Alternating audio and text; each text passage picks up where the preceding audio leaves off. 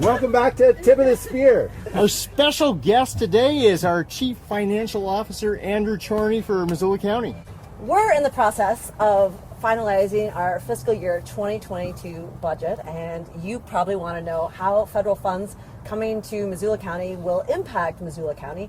And so today, Andrew's going to talk to us about ARPA, or actually the difference between the CARES Act, which is, there's an acronym. What is here. ARPA? Well, CARES Act, the Coronavirus Aid, Relief, and Economic Security Act, and the difference between that and the American Jobs Act. So what does it mean for Missoula County? Well, thank you. I really appreciate the enthusiasm. This is fantastic. We'll have money in three different tranches, three different stimulus packages that passed.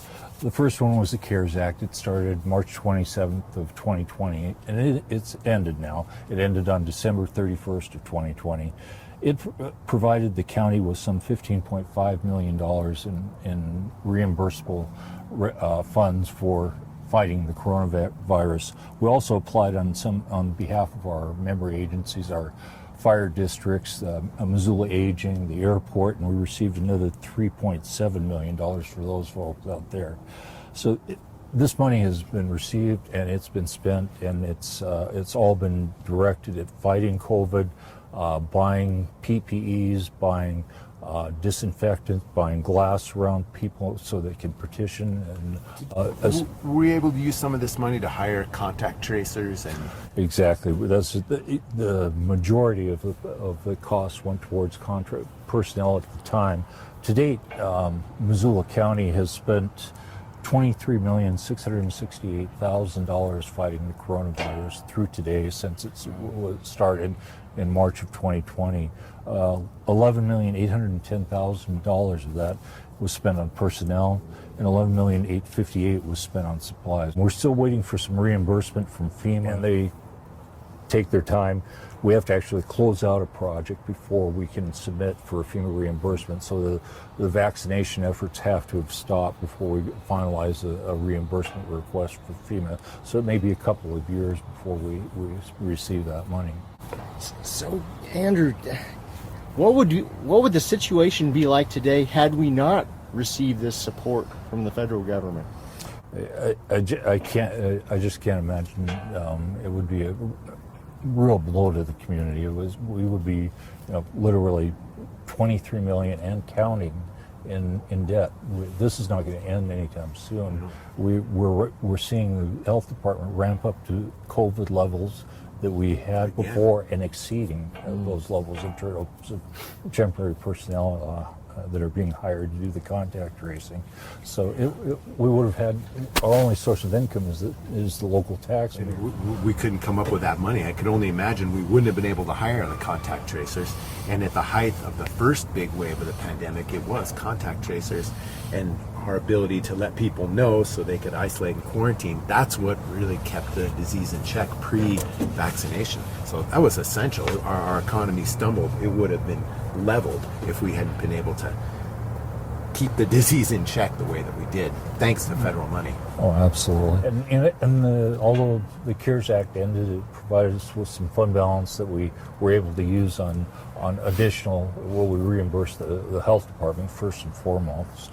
And now we've received some money from what's called ARPA. Can you tell us a little bit more about the American Rescue Plan Act, or what we know as ARPA, and now that we're in 2021, what does ARPA mean for Missoula County, or what is ARPA?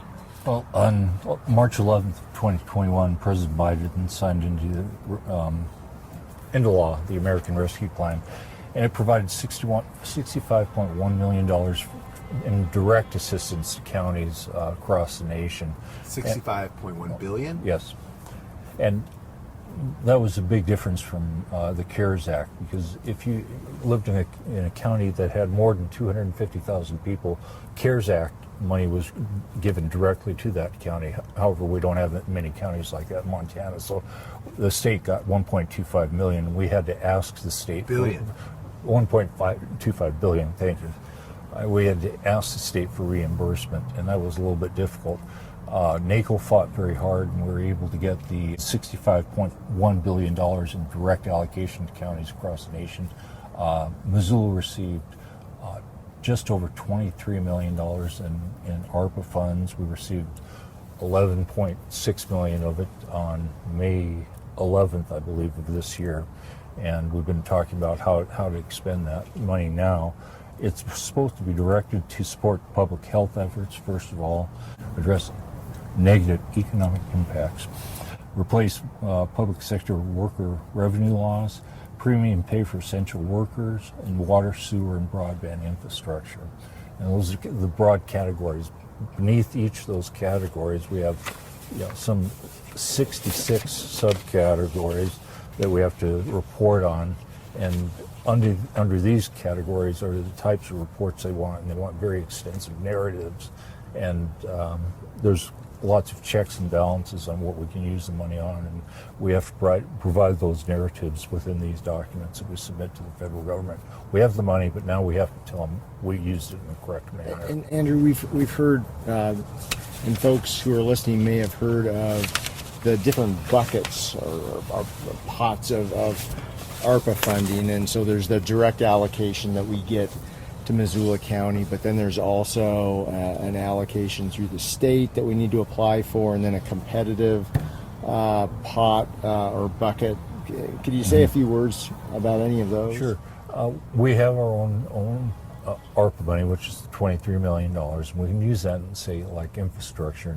And what Shane Stack, our Director of Public Works, has done, he's taken the money that we've allocated towards the infrastructure and use that as a deposit or a match for the state money. And there's a non-competitive portion to that, where there's just so many projects, and the state will decide who gets that money.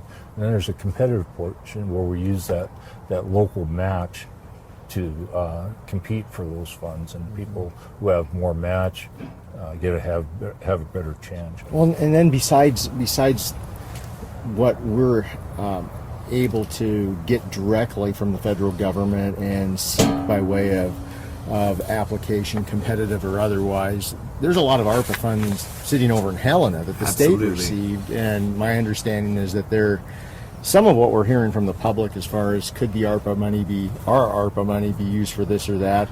There's actually programs at the state where folks could apply for or receive some of that funding. So, When you're saying folks, are you meaning individuals, or are you talking about counties or agencies? Agencies or organizations throughout the community. What are some of the specific to Missoula County ARPA projects or projects that we're going to be using ARPA funds So for? if I remember right, the sideboards around ARPA that really apply to us in this specific instance, that we could use this money for sewer and water and broadband.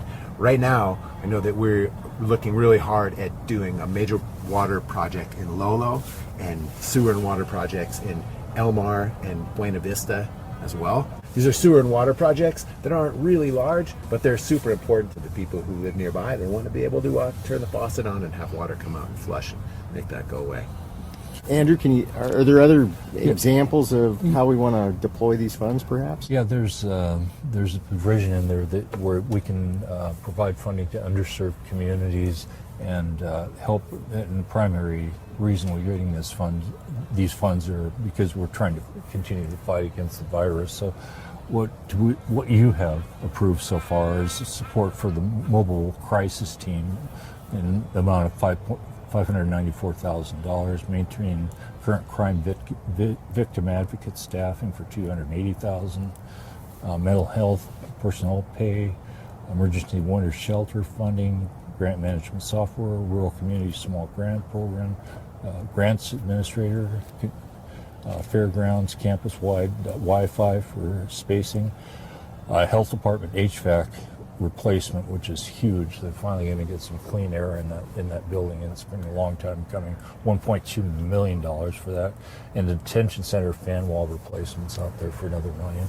One common trait between all these expenses that you just mentioned, these are one-time things for the most part. We're using this one-time money to cover one-time expenses that we're incurring in large part because we've gone through this crisis. Well, and also I know we've had this discussion when we were brainstorming potential projects, is how can we invest these funds in projects that, were it not for this ARPA funding, would not get accomplished, and that have the potential to be really transformative for our community? That's super well said. We can take a leap forward with this money without having to look towards taxpayers. Yeah, so Andrew or others, and we are at the cusp of something really big in this nation, and that's the American Jobs Plan Act. And in this, there are significant dollars that will be spent across this nation on transformative infrastructure projects. One that's near and dear to me that I'm aware of is that in this, at least the Senate version of the act, and it still has to get through the House here in the weeks to come, but in the Senate version, there's $12 billion for intercity passenger rail, of which 20% must go towards long-distance passenger rail projects, like what we've been advocating for here in southern Montana. But there's a ton of other stuff. Andrew, do you have any sense or intel on what might be in there that would help Missoula County? Well, I'm encouraged because on August 10th of this year, in a bipartisan manner, the Senate worked together to pass a portion of this big bill that President Biden would like to pass through, and that's the Infrastructure Investments and Jobs Act. And in it, it includes a number of dollars for things that I think we could use here in Missoula. Raises off-bridge set-asides by 5%, resulting in $330 million increase to the $1.3 billion annually. It extends the Secure Rural Schools Act by some 3 years. That affects us here in Missoula because we get about $500,000 a year in secure rural schools money. That's for communities that are surrounded by forest and really have no way to generate the money needed to run their area. Those national forests don't generate any property taxes. So this is really important for heavily national forested counties that don't have a solid property tax base. Exactly. And though Missoula has a really good property tax base, we also have a ton of national land. Yeah. What is there for human infrastructure, or do we know? That's the other bill.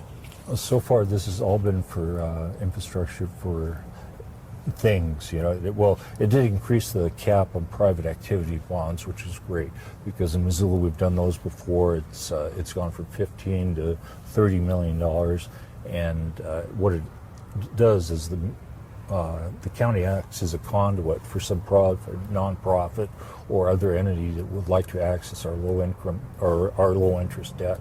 So we act as a conduit, and they're able to borrow at our lower rate and see that benefit. So it's a way to facilitate. That's built into this. Yes, it is. Effort. Yes, it is.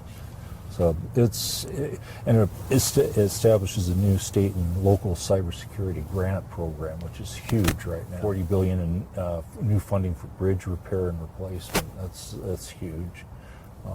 $89 billion guaranteed for funding for public transit over the next 5 years. Another $5.75 billion to replace electric EV buses across the nation. So there's a number of pieces I think we'll be able to use here in Missoula County. So truly it is a once-in-a-lifetime opportunity for us here. So Oh my gosh, pretty exciting. it's incredible. And of that $5.7 billion being allocated to EV vehicles, 5% is dedicated to training a workforce to work on those vehicles as well. So I think it's fantastic.